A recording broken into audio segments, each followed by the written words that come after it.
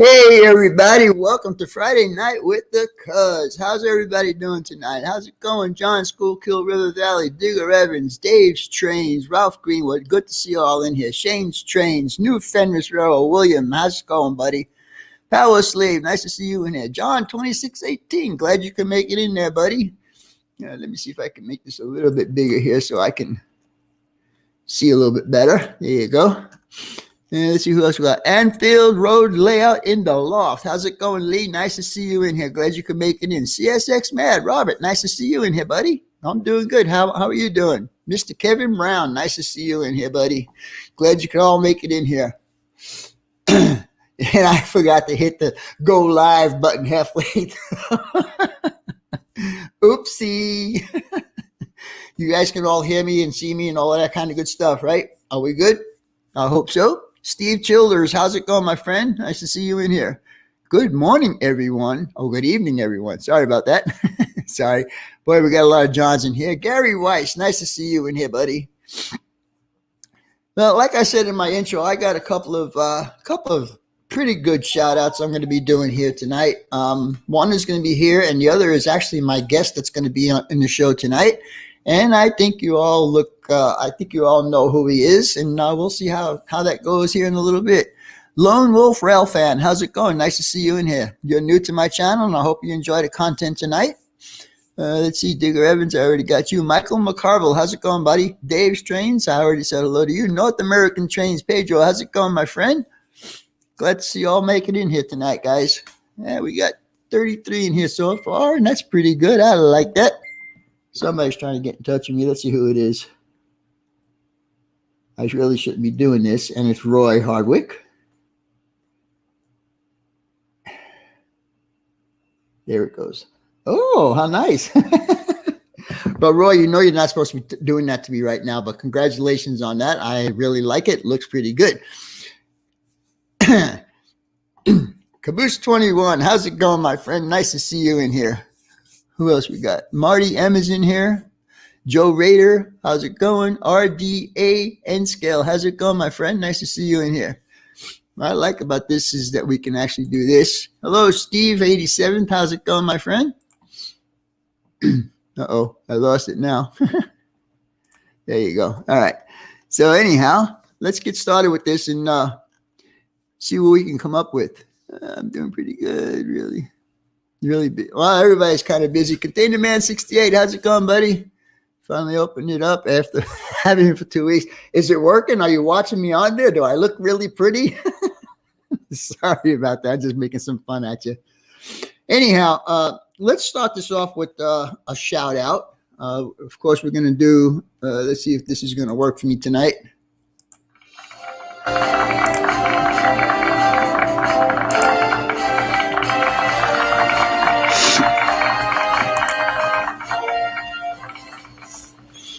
All right, guys, the shout out I'm going to do tonight is for a fellow that I feel really bad for him that he is posting a bunch of videos and he's getting absolutely no comments on it. I think I was the only one who commented on the past two videos that I watched of his.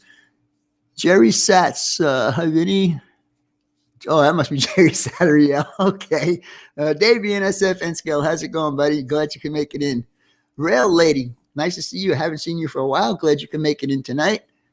Let's see who else we got in here. Joe Rader already got. Anyhow, the person I'm talking about tonight, you guys need to really go and give him some love, man, because I tell you, I feel really bad that nobody is actually watching his videos. He's got 40 subscribers, and I believe that he should have a lot more than 40 subscribers. The person I'm talking about tonight is RDA N Scale. Now, the videos I watched of his, he did a review of an Atlas BLMA Trinity hopper, and he also demonstrates a HO Athearn Jeep 50 with sound. So you guys need to go check him out. He's only got 40 subscribers. Let's see if we can get him up a little more than that tonight, guys. Come on. I know we can do it. You've done it for me before, and I expect you to do it again for me now. Mark Saunders, how's it going, my friend? Nice to see you in here.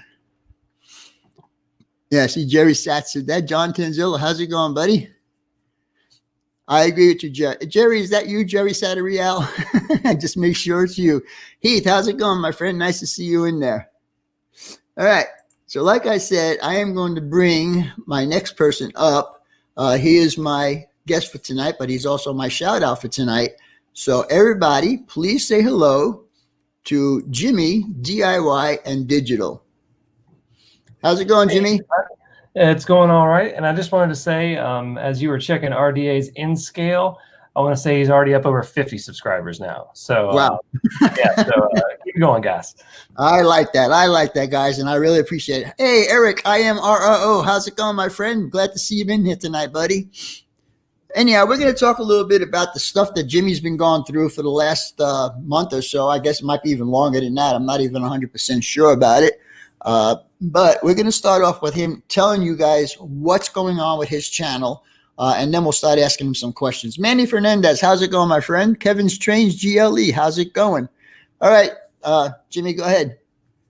So as a lot of you know that my channel was hacked. And basically what happened was it was a very sophisticated, very realistic, legitimate looking, checked it was a real company. It was a phishing scheme through the email. And I'm going to go into detail over how all it happened. I'm going to show you some of the emails and everything with my video on Monday. So I'm not going to go through all that right now. But basically that happened. And once it happened, they hijacked my Google account that was associated with the channel, and I lost it. I lost control. They were able to completely bypass my two-factor authentication through the virus that they used. And I lost control of it, and they ended up selling it on the black market to someone who used it as a cryptocurrency live stream scam. And I want to thank everyone on here who, as soon as that happened, reported it and gotten it taken down, because what they try to do with these is they try to scam the subscribers of those channels out of money. So by essentially just like torpedoing and scuttling my channel right then, we definitely probably save someone some pain and heartache from getting scammed out of money. So thank everybody here for that. And then once that happened, I had to figure out what to do. And there was no guarantee I was going to get my channel back. So I decided to try and start a new channel. And that was rolling along nicely. But I was also working behind the scenes, talking with YouTube. Luckily, as a YouTube partner, which is what YouTube calls channels that are monetized, they give you creator support. And through creator support, and I'll go into detail on how I did this in my video, but through creator support and several steps, I was able to get access to my Google account again and then get the channel back. And the whole thing happened in about 3 weeks total. And it was very difficult to go through, but I want to talk about it because if someone else goes through it, I want to be able to help them out and give them a path forward. And you guys can see and learn from my mistakes. John TSG Multimedia, glad you can make it in tonight, my friend. David Atkins, nice to make it in. Glad you can make it in here tonight. So, Jimmy, you were saying that you're going to have a video out this coming Monday, and it's going to explain everything of how to try and avoid all of this stuff? Yes, it is a long, long video. I'm still finishing up editing it. But I will be showing some of the emails of the actual hacker, and I will be showing some of my emails through YouTube and talking about it and talking about some tips and everything. But the big tip I'll give right now, because I want everybody to know as fast as possible, if it's too good to be true on that supposed advertiser email, it probably is. So just don't click anything in the emails. Don't even click the emails. So my next question to you would be, how many subscribers did you have when you got hacked? 12,230. And what do you have now? I've actually, this is just a credit to the community that how amazing this whole YouTube community is for model railroading. I'm actually up on subscribers now, and it's just absolutely amazing. And considering what a hack can do to a channel, it's like you don't just lose, you know this, Vinny, about views and watch hours and everything. When you get knocked out of the algorithm like I did for 3 weeks, it just nosedives all your views and everything. So for me to still be able to gain a few subscribers out of after this going through is absolutely amazing. So I've got a lot of rebuilding to do, but I want to thank this community. If you guys have not been associated or know about Jimmy's channel, please go over there and check him out. Ralph should be posting his link to his channel. Go over there and check him out, especially if you guys are into Arduino. Between him and Tom's Trains and Things, you can't go wrong. You'll get everything working just the way you want it to work. Let's see. I saw someone in here. I think I saw somebody in here I didn't say hello to. I like to say hello to everybody that comes in if I possibly can. All right, Jimmy, CP368, how's it going, my friend? Jimmy, I got some other questions. Let's get off of the hacking thing for a while. I'm okay with that. I call this show, actually Sparky started this out and asked me to join in to do some of the stuff. We were doing interviewing the live streamers. And I took it a next step forward by meeting the modeler. And that's what this segment is about. We're going to find out what you like about the railroad and all kinds of stuff like that. Okay, so I got about, I don't know, 150 questions or so. Not much at all, no. No problem, right? James Young, how's it going, my friend? Nice to see you in there. Yeah, Ralph just posted your link to your channel. Please, guys, go over and check Jimmy's channel out. Like I said, he's got a layout. Are you rebuilding your layout? You're doing a new layout now, right? I am, and I can talk about that. We can talk about that once we get into layouts and stuff, but I am going to be building actually a small layout and then a more permanent layout, a new layout. Okay. So we'll talk about that in a second. Right, because those are some of the questions I'm going to be asking you. Yeah. All right. When did you get interested in trains? I think just as a boy, because I think literally every little boy at least has some interest in whether it's toy trains or model trains. I can remember my dad building a small N scale layout in his workshop, and that's really the first memory I have of model trains. And then, of course, with my age, I had the Brio, the wood trains, and all that kind of stuff as a kid. And I can remember going to visit some people with some really nice layouts, some HO scale layouts. My dad and I built a 4-foot by 4-foot N scale layout, and yeah, so that was really when I first remember. All righty then. So I think you kind of answered the next question. When did you get your first train set? I don't know if I have actual memories from that because it was so young that I had a train set. The earliest one I can actually remember, I don't know if you call it, but you know the big Legos they used to make, like where you could click the big like toddler Legos together, and they had a train set with it. And I used to love that thing. I would run it all around the house and everything. But in terms of an actual model railroad, probably starting off probably 8 or 9. I think that's about when most of us, like I think I got my first set when I was about 7. I got a Lionel set. And we used to do that around the Christmas tree and all that kind of stuff. So yeah, I think that's about when I had mine, when I was about 7. Okay. How long have you been modeling? I have been modeling well, because I've been modeling a while. Well, everybody's got to start at some point. So I know you probably started out where you were real crappy, and then all of a sudden things started getting really, really good. So basically, just when did you start modeling? I think really I started modeling. I bought one of those Mountain Valley scenery kits from Woodland Scenics. I think everybody's seen those. And I modified it for N scale. And I tried as a 12-year-old to build those DPM kits, and I was terrible at it. I managed to get some of them together, which actually made it to my most recent railroad, and they just didn't match up well. And I was like, all right, I finally got to get rid of these. But after 12 was when really I got into it. All right. As we move along here, do you have a layout? I did. I'm in transition. I love the process of building a layout. So I'm actually building a little one, and then I'm building a door layout. My layout space is my slot in the garage, so I don't have a ton of space. But I'm going to build a door layout that has some operation, but also has some continuous running that my little kids can enjoy because kids just like to watch train go fast. Oh yeah, exactly. Yeah.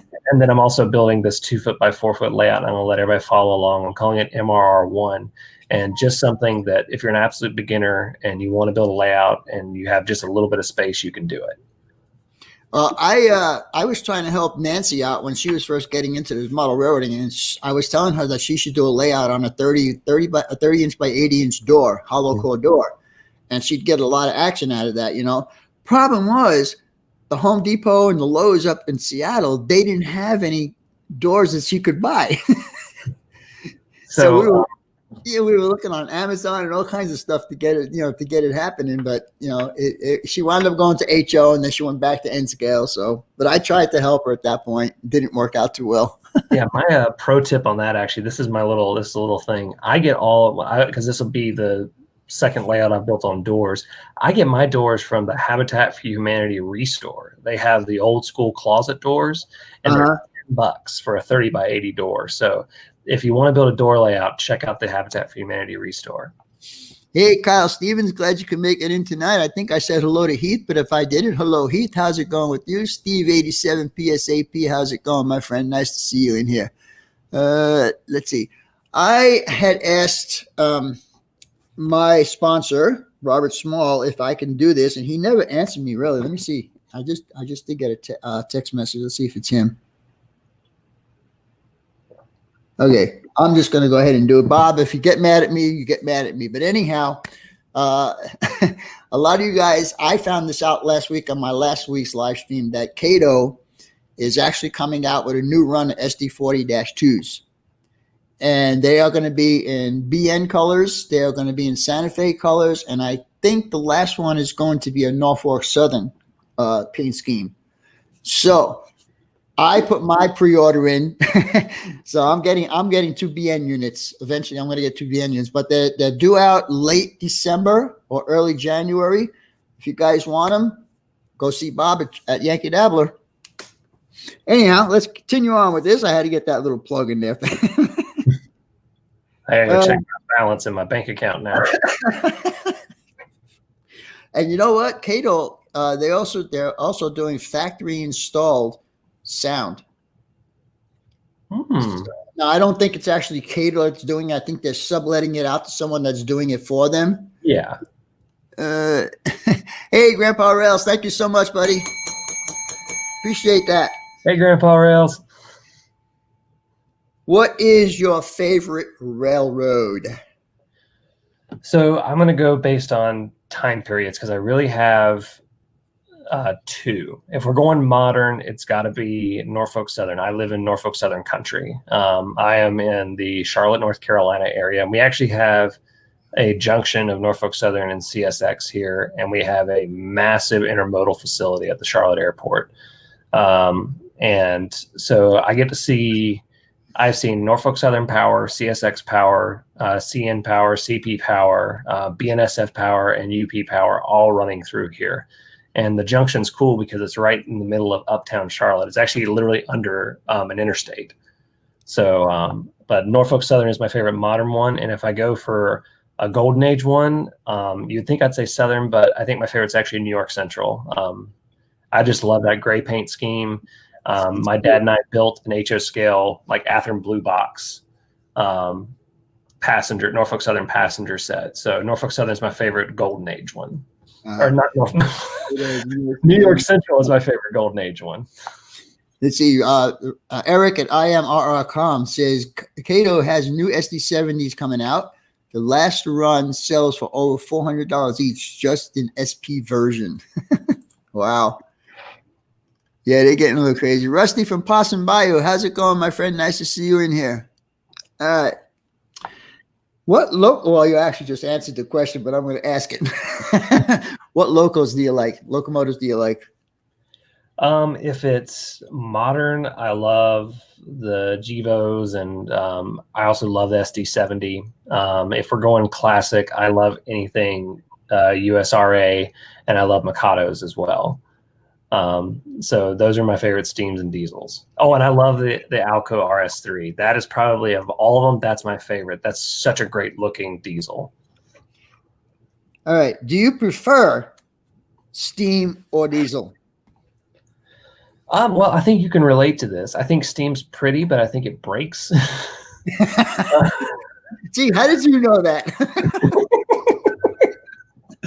I believe you had some issues with a Bachmann or something like that.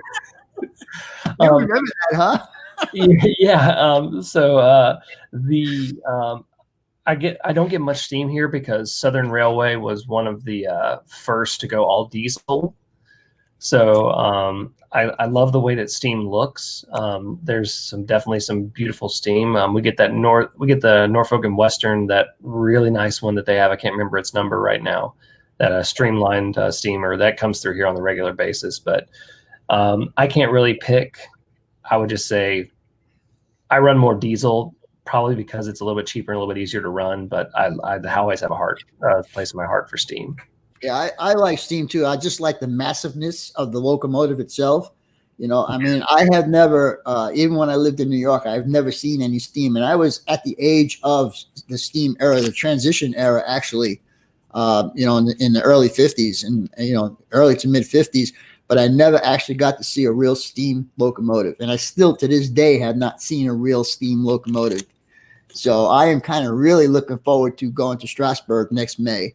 I love Strasbourg. I haven't been in well over a decade, but it's about 8-hour drive from me. But Strasbourg is absolutely fantastic. You get to see all that Pensy power. I mean, it's and the thing is not only that, but being in Strasbourg to see all the history that's going on there, but actually meeting a bunch of the people that you see here in my chat tonight. Some of them may be out there, and meet them, and that's going to be the main goal of this whole thing, is to have the meet and greet. And I'm just waiting for Sparky to give me the okay to go ahead and book my flight. I don't want to book it yet. Just make sure everything's going to be cool. You'll have to come out and check out the North Carolina Transportation Museum at Spencer. It's an old Southern Railways local locomotive facility. Is that those SD40s I want? The Maersk? I don't think it's going to be the Maersk. They did that run a while ago. And in fact, I think it's like more than a couple of years ago that they did that run with the Maersk locomotives. All right, as we're moving on here, do you prefer running continuous or ops? Oh, that's a tough one because I do love operations. I think I love doing operations when I just want to get away and just escape and and get lost in my layout. But I also love some continuous running, especially since I'm in professional video and I love just beautiful shots and everything. So trying to find a beautiful shot involves a lot of continuous running and trying to set it up over and over again. Time and place for each. Okay. What is your favorite rolling stock? That classic 40-foot boxcar. That is a quintessential rail car. Those things look amazing. They're just simple and utilitarian. And back in the day, they were used for everything. I had a comment. I have one 40-foot boxcar on my layout. And I like it because of the color, and it's got sliding doors, and there's freight inside of it and everything. Somebody told me that car should not be on my layout. Really? Why? Because it's too old? I mean, come on, give me a break. Yeah, someone did that for me on one of my videos too. They're just there to be like little sticklers. Don't listen to them. I did it. It's still on my layout. All right. Why did you choose the scale that you model? I think one of the reasons is why a lot of people choose N scale and is space. You want to get the most railroad possible in the least amount of space possible. And the two is I really love more expansive scenery. And I also love mountain scenery, which I think a lot of model railroaders do. So doing N scale, you can get more of a scene in. And that's one thing that I really, really love. I think that's everybody's problem is if they don't have enough space, then they'll change the scale to meet the space that they got. Point taken is Marty M. He had some cataract surgery done on his eyes. Now he can see really good, so he switched from HO down to N scale. I mean, if space and budget were an issue, we'd all be running G scale and really. Let's see. What else we got here? How long? Well, this is how long have you worked on your layout? Because I know you don't have a layout right now, or you're in the process of doing one. But how long have you been working on your layout? So I'll just I'll kind of say like how long have I been back in the hobby, and really I've got pieces of from way back when of the initial layout. So I've been really working since probably about 2015 is when I got back into the hobby, and I had some things that actually weren't, some down points in my life in 2015, and really the model railroading was a great escape for me, and that was part of it, along with my fiance at the time, wife. She was absolutely amazing during that time, and but she's accepted that I do model railroading as kind of my therapy as well. I think it's everybody's actually. How long have you been doing YouTube videos? I have been doing my own YouTube videos since 2018. I've done stuff for a lot of other people just because of my line of work for quite a while now. But 2018 is when I decided to start my channel. And the way that happened was I created a Google Sheet, which is actually episode 2 of my whole channel. And I put it on the model railroading Reddit, and somebody said, hey, you should make a tutorial about this. I was like, maybe I should do a channel. I was like, I know how to do videos. So that's kind of how it started. John at TSG, I guess got to read this. Anything on his layout that wasn't in the month and the year he modeled. Yeah, I have a friend like that too. My buddy in California, he is strictly 1977. If it's not 1977, it's not on his layout. So that's how it is. And he's an excellent modeler too. And Dave BNSF N Scale and Grandpa Rails, they have been to that house with me in California. Last September we went out there. We went for the visit, and it was pretty cool. And that's just how they have fun. I mean, I have fun by just running and doing what I want. But, that's the great thing about model railroading. When you finally get your layout going, what size is it going to be? So my plan for my layout is to start off with an initial section. I was inspired by David Popp over at Model Railroader with the Waterbury district he did, where he started off on a door and he was able to expand it because of the way he designed it. So I'm going to have 2 parts where it goes off layout, and I'm going to be able to build modules that I can swap out and everything. So whether I want to make one giant industry module that I can plug in one day, or I want to build a staging yard, or if I move and I want to put it in a room, I can do that. So it's going to start off 30 by 80 on a door, but it's going to be able to have modules and plug in. And if I can ever get it to where it's a permanent spot, it'll fill a room. Do you ever intend to have make it? Well, you just basically answered that. But you're going to make the layout bigger. Do you have intentions of having a bigger layout? I'm a model railroader, aren't I? All right. Let's see. All right. What do you like about the hobby?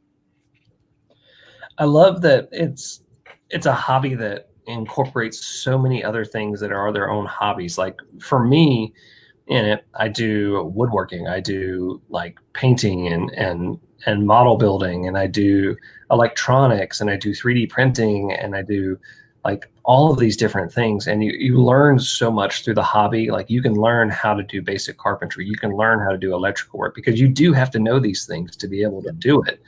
You can't just of course you can have a basic layout where you hook up a wire, but if you get anywhere remotely more complicated, you've got to know some electrical work. So yeah, you do. I think it's all the little sub hobbies that are within the hobby. And that's really why it is the world's greatest hobby.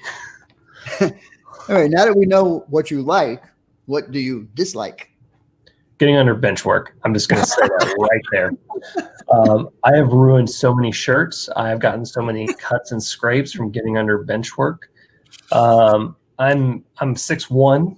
I'm a big guy, so I will get I can get cramped under there, and I'm sitting there trying to wire and solder, and I'll drop tin on me and all this kind of stuff, and just bench work. All righty, so I actually don't have any more questions for you. So I will open the floor for people in the chat to ask Jimmy questions. If you guys have questions for Jimmy, I'm sure there's questions that I had missed. that you guys might think of. So the floor is open for you guys. Jimmy, keep your eye open and I will keep mine open. Hello, David. Are you a trained man too? How's it going, my friend? Glad you could make it in tonight. Let's see. I'm not seeing any questions here. When I get a permanent layout, let's see. This is Heath. When I get a permanent layout, my bench work is going to be at 42 inches. Hey, Humanity Junction. So do you have a specific height for your layout, Jimmy? If I were doing it, and if I build it to a permanent height, it'll be about 4 feet. That's just like a good mix of like everybody can look at it, but it's also a good operational height. Let's see here. I saw another question. Oh yeah, Michael McCarville. What year and road name will you focus on? What I'll do is probably have sets of stuff. I'll start off by building a modern set of rolling stock and locomotives and just collect and do all sorts of stuff like that. So I'll collect them and start off by building a modern set. I want to build some consists, and then some. I think the max my train will be able to run about, or my layout will be able to run about 15 car trains. So that's what I'll start, and then I'll build probably like a 60s and 70s set, and then a 30s and 40s, and so on and so forth, and just build different sets like that. Digger Evans. Now, this man is from across the pond. He's with me every Friday night. He loves me, and I love him for being here because right now it's the middle of the night for him. You are dedicated, Digger. I see you here every time I'm on the street. What advice would you give to a small creator to grow their channel? So I would say focus on being consistent with your videos. You don't want to go like have like a holy crap amazing video and then just an absolutely nothing video. Get a good workable schedule, get a good workable quality to your videos, and just focus on that. And then also in terms of sharing, look for communities that like this kind of stuff. For me, I subscribe to a couple of Facebook pages that you guys probably do, and I'll post my video. I started posting my videos there, and then I posted mine on the model trains subreddit, and just saying like, and I would only do it if it was something that was actually helpful, or if it was something that was like, hey guys, check out my layout and tell me what you think. You know, don't be sincere when you do it. Don't be like, look at my video. Really. So just engage with the community the best you can. If you're really busy, like when I had my twins, like my community engagement really just kind of fell through the floor. But just engage with the community, and remember, you're joining a community. You're not just posting and hoping. Grandpa Rails, Jimmy, what made you get into Arduino? I saw a video of someone using it for some basic signaling, and I thought to myself, I was like, can I make that any better? And the first one that I wanted to try was building the block signal. The first one I ever got successful was building the block signal, that I think a few of you probably have seen. So that's what really got me going. And then I discovered you could use Arduino for DCC++, which is what I run my layout off of.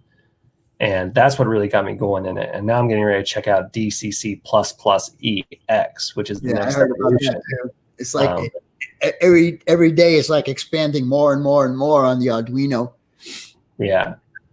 Power Slave has a question for you. When starting a double deck layout, would you build the helix first or last?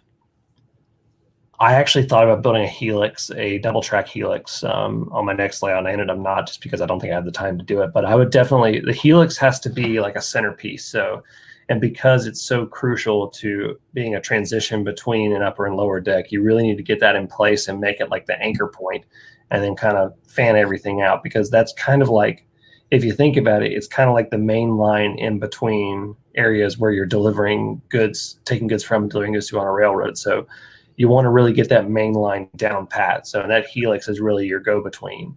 So get that helix and that bench work built first. Right, exactly. And I did that exactly the same thing. When I got my lower level to the point where I needed to start building my helix, that's when I started to build it.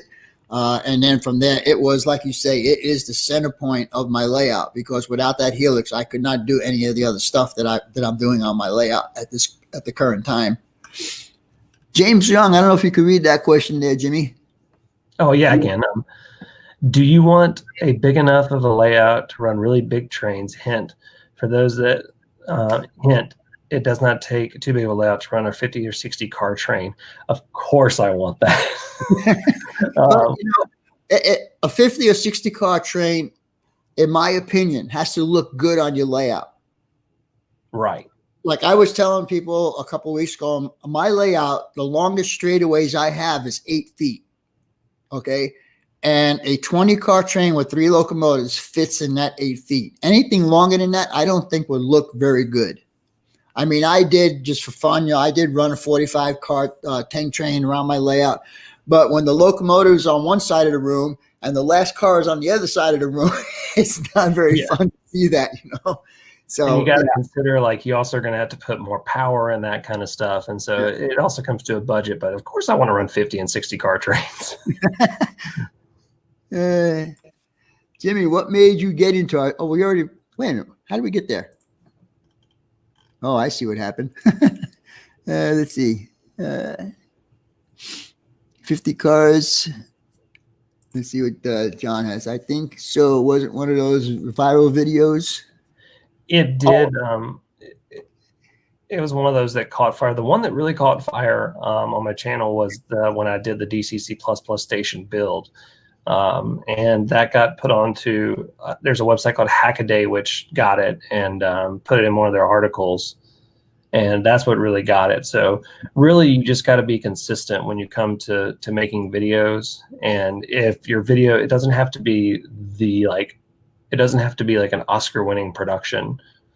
So you just got to make something solid that people can understand. That's the way to go. Container Man saying 100 cars in 30 feet. That's doable, right? Well, I guess. I mean, for N Scale, yeah, that would be good. You know, I don't know about HO. That might be a little congested, I would think. But, you know, who am I to say? I'm an N Scaler. I've been an N Scaler forever. Yeah. Let's see.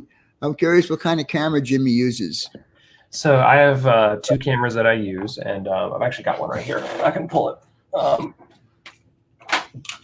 So I use, my main camera is a Panasonic G85 right here. So it is a good looking, very affordable camera compared to some that you'll see. It runs about, now when I say affordable, I mean compared to other ones. This is one I've used for like weddings and stuff, so I had it for that kind of stuff. But it runs about, I think it's under $700 now for one of these with the lens. And it really can punch above its weight class for that, because you can use it for live streaming with your capture card like you have, Vinny. Mm-hmm. And you can do a lot with it. So I have this, and then there's actually a step down camera called the G7, which is under 500 with a lens. So these are the cameras that I use. And if you don't have, and this is my pro video thing, if you don't have a lot of light, I would look into something more on the lines of Sony. Sony has better autofocus and better low light performance. So if you don't want to have a ton of lights, that's the way to go. But remember also that a camera is also going to get you, is only going to get you so much. You can do a lot with cell phone cameras right now. The cameras on iPhones and Samsungs and Google and those ones are really good right now. And you can get a lot of attachments so that you can just use those to make videos. So you don't necessarily need an expensive camera to make good videos. Hey, Lance, how's it going, buddy? Glad to see you in here. How you doing, Kyle Stevens? Nice to see you in here also. We got James Young says, one rule of the road, your biggest train should be only as big as your biggest siding can handle. And I agree with that 100%. Got to be able to pass each other. Yeah. I mean, if one's sticking in the main line, you got it, while it's in the siding, that's not going to work out. Yeah. Not very well anyhow. All right, guys, come on. Let's get some more questions for Jimmy. I'm sure there's more stuff that you guys want to ask. Oh, by the way, Jimmy, why don't you tell the folks here what your work is at, what kind of work you do? So I'm actually a professional videographer. Right now I'm a video producer, but I've done a lot of different things. I started off working in local television. I got a job in what's called a master control operator right out of college. And that's basically a fancy name for a button pusher who oversees what runs on a train, on a TV station. I worked overnights on that, midnight to 8 a.m. So, and then I became what's called a photog or photojournalist. That's the TV cameraman in the field. So I got to see a lot of interesting things, and it gives you a different perspective on the world when you do that kind of job. And then I went and worked at a university as their athletic video director. And then I worked at a production house for a little bit, got to work Super Bowl 50. That was pretty cool. And I've been to a lot of NASCAR races as a cameraman. And then I went back into local as what's called a creative services producer, which produces commercials. And now I'm working at a university again, at a large university, as a video producer. Power Slave is thanking you for giving him the advice on the cameras that he could buy. I just want to mention the camera that I'm using right now that you guys see me on. That is a Canon, and I forgot the model number, but it was under $200, and it does 1080. You know, it's perfect. Then my second camera on the side here is a Panasonic. Was a $700 camera, but it was refurbished, so I got it for $300. So you don't have to spend a lot of money to get good quality videos. And also, when you spend more on cameras, you're going to get more complicated settings. So if you don't know how to do the settings, you're not going to get your money's worth out of the cameras. And sometimes it takes months, if not years, of training to be able to use some of these more advanced settings. So that's also what comes with more expensive cameras. Right. And one thing that Heath, Humanity Junction, had mentioned a while ago, that his main concern, yes, Ralph, that is the one, the HFR 800, that is it. He mentioned that he'd prefer audio over the video. Not to say to make the video quality crappy, but he prefers to have the audio a lot better than the video. Do you agree with that? Actually, yes, 100%. That's one of the things you're taught is if you have great video and crappy audio, it's going to ruin your video. So having good video is great, but also having good audio is good. And I'll show you what I use for my videos. It's right here, actually. Sorry, it's under a lot of crap right here. I use a Zoom H1 right here, and it uses micro SD cards. And then I have this $30 lavalier that is supposedly a replacement for a Sennheiser wireless set. And I use this, and then I synchronize it in post. And now my software has a thing where I can click and it'll find the synchronized points. But if you don't have that in your software, one thing you can do, we've all seen the big, like the black and white clapboards in like movie productions. So that's the synchronized audio. So all you do is clap, yep, and you see a spike, and that's how you synchronize. So that way I don't have to worry about wireless. I don't have to worry about anything dropping out. And I also use this to record my narrations. And I just use this little $30 Boya BY MM1, and I go sit in the closet. And it's funny, like, because clothes make great acoustic absorbing. So yeah, you sit there and you face the closet and you record these things, and you make sure you have headphones in to check, and there you go. You don't need this, you don't need to spend tens of thousands of dollars on a studio setup. So this mic right here is about $30. My lavalier is about $30, and, and the Zoom you can get for under $100, which is way cheaper than a wireless set. So these are the things you can do. So you don't need to spend a ton of money to get good results. Welcome in there, Hot Rod Roddy. Glad to see you in here. And Weber Model Railroad, thank you so much, buddy, for the Vincent new camera. Let's see. I bought my daughter an expensive camera for graduation. Let's see, we'll read that out. I bought my daughter an expensive camera for her graduation present, and some goodies to go with it. I can't remember the make, but it's nice. I'm cheap for my camera options, though. That's Dave. He's got a pretty good channel also. Kevin Brown, thank you so much, buddy. Ooh, I'm interesting. Yay. I tell you, I'm not very happy with the amount of people that are in here tonight. It's been hovering around 60, and I usually get about 70 to 75. So people must be on vacation or something, or they I'm don't sorry like I bumped that down. I know it's my ugly mug, so. or somebody else is stepping on me by doing a live stream while I'm doing this. So I don't know. Let's see. Let's see. Here's a question for you. Is 3D printing easy to start up? And that's from Marty M. It's a lot easier than it used to be. There's a lot of models you can find on websites like Thingiverse.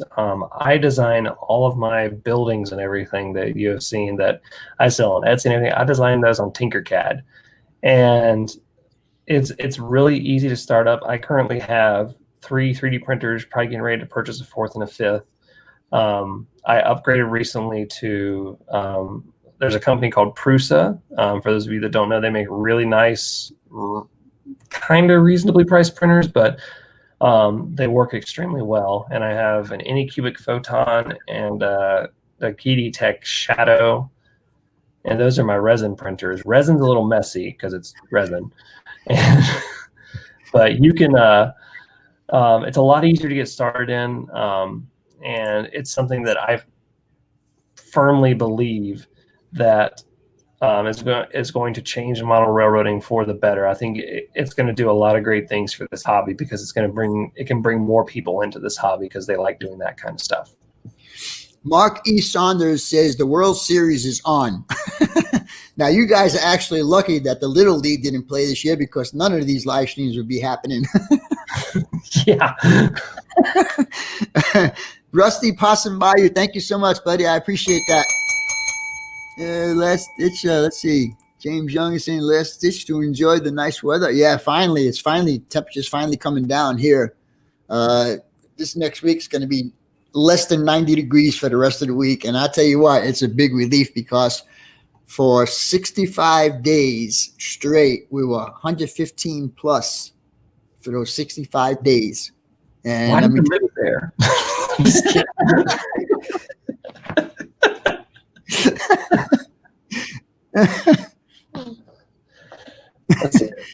Let's see. Any other questions in here? Yeah, here's one. Let's see what this one is. Jimmy, how is the smell on your futon? The photon, yeah. Sorry, no, that's a real question. So resin has a smell when it cures, so that's what that's about. Oh, okay. The photon isn't terrible. Either that or I'm desensitized to it. I noticed it the first time that I started it, but it's not terrible. But I also keep them out in the garage, so I don't run it like as a full-on desktop printer. But the smell isn't really that bad. It is noticeable when you first start, but as it runs, it kind of it wears off. And you can put filters on it and that kind of stuff. Let's see. I don't see anything else. You see any other questions there, Jimmy? Let me see here. Let me scroll through. Everybody talking about the weather now. Well, let me just make this last mention here that I didn't do, which I usually do. The weekly shows. We start on Monday night with just Nate. He's on at 7 p.m. Eastern. And then right after him is Tom's Trains and Things. He's on at 8 p.m. Eastern. On Tuesday, we have On Track Tuesday with Wilmer, Dave, Crooked River and Eastern, Tony, and Benny, Boxcar Benny. They are on at 7 p.m. Eastern. On Wednesday night, we have Sparky 107. He's on at 7 p.m. Thursday, we have Hot Rod Rodney. And Rodney's doing pretty good on his live streams. I watched it last night. Did a good job. I was thank you, Roy. Appreciate that, buddy. On Friday night, of course, you got to deal with this guy right here with this ugly mugger. On Saturday, we have Back on Track at 10 a.m. in the morning. And I'm not 100% sure when RWC Toyman does this. I don't know if he does it on Friday mornings, Friday evenings, or Saturday evenings. So you guys just have to look out. Ralph, if you could put RWC Toyman's link up there so maybe we can get some people over to him to watch his stuff. On Saturday, we have Back on Track. It's 10 a.m. Sunday, we have NORA, which is Northern Ohio Railfan Action at 7 p.m. Eastern. And then we have Sidetrack Sunday at 8 p.m. And I forgot to mention on Wednesday night, we also have Michael McCarville that goes on right after Sparky. Wait, who's this? Robert, who is that? Who is that directed to? What DC system do you power your layout with? I can answer mine. Mine is Digitrax. What's yours, Jimmy? I run DCC++ through JMRI, and I'll be experimenting with DCC++ EX, which does not require a computer, unlike DCC++, the regular one. I do see one more IMR. It's not a question, but I see he's talking about the alcohol to clean the resin is for the worst. Right now, IPA, as I think we all know, is very hard to find. And since we all use it for scenery and stuff, that's kind of annoying. But if you're doing resin prints, you can also clean them with the full concentrate version of all these cleaners. Like you can use one called Mean Green or like Mr. Clean, that kind of stuff. The full concentrate version, they're degreasers. And so you can use those to clean as well. I actually use that now instead of IPA to clean my prints. Yeah, Joel, how's it going? Nice to see you in here. Let's see, Robert Small. DCC is Digital Command System. Digital Command System. Oh, that's something different. It's not Digital Command Control. It's Digital Command System. That's interesting. Is that something new, Robert? In case you know, Robert's the owner of Yankee Dabbler, Jimmy. Oh. Water washable resin. Is there such a thing as that? Yes, there is water washable resin. It's slightly more expensive, so I don't use that for my selling prints. So I buy my resin by the liter, and I use Elgu transparent resin. It's about $30 a liter, and you can get between 10 and 20 buildings out of it. Simple Green does work. Dave BNSF, Simple Green does work. Pretty much anything that's like a degreaser that has that. So DCS is a MTH invention. Oh, okay.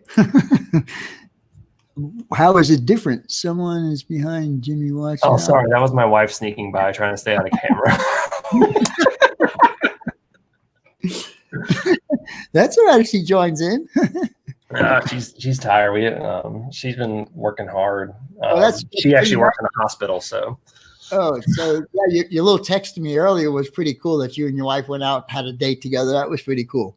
Yeah, we decided to take the day off, and we live about an hour and a half from the North Carolina mountains, so we drove up to Blowing Rock and just had lunch up there, and just walked around the shops up there. So. All right. Well, we got about 8 minutes left, and I think we did pretty good with keeping Jimmy on his toes tonight.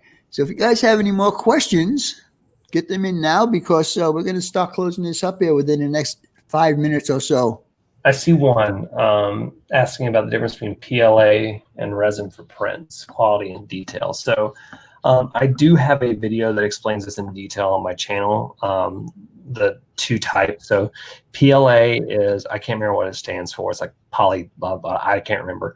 But basically, it's a plastic and it comes in a spool, and the printers that do filament printing, they ooze out little lines and they build up layers and layers and layers and layers until they have a shape. Resin printers, they basically have this vat that it goes into, and it's cured through a UV light, and it's pushed through an LCD screen that kind of has a little cutout of each layer, and they're about, like, I think 0.05 millimeters thick. So when you do that, you can get a lot more detail out of a resin print. You have all the stuff about cleaning and everything, but the detail you can get from a resin printer is just amazing. PLA prints, you can with larger scales. I always say if you're going to do N scale and you had to buy one printer, buy a resin printer.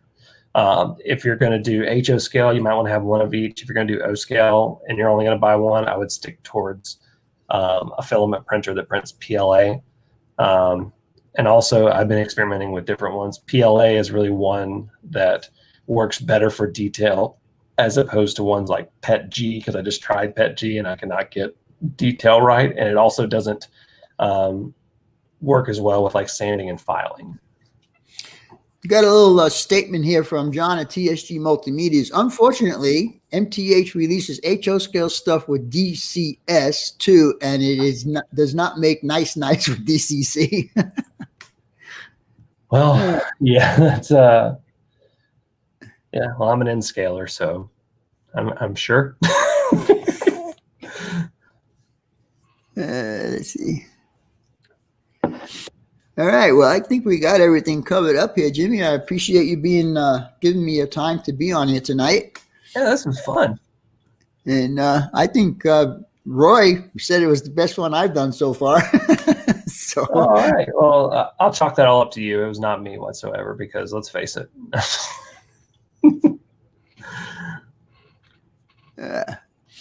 Anyhow, come on, guys. We got about 5 more minutes to give Jimmy a hard time.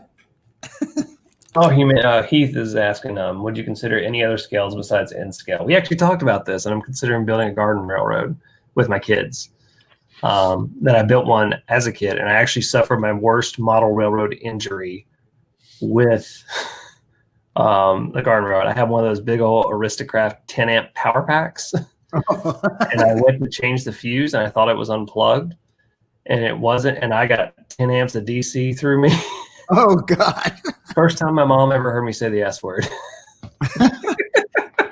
RDA N Scale. Before we go, a big, very big shout out. Thank you, cousin Vinny, my uncle Vinny, and to you as well, Jimmy. So thank you very much. I appreciate that, and I hope we got you some more people to join in on your videos and start commenting on them, because I was really shocked at the quality of your videos, and nobody was actually commenting on them, but you were getting views, but nobody was commenting on it, and that made me feel really bad.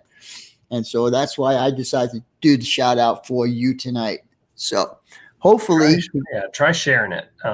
Sharing it with some places. You know, that's the best way to get growth, because organic growth is going to get you the most engagement, and YouTube's going to like that the most.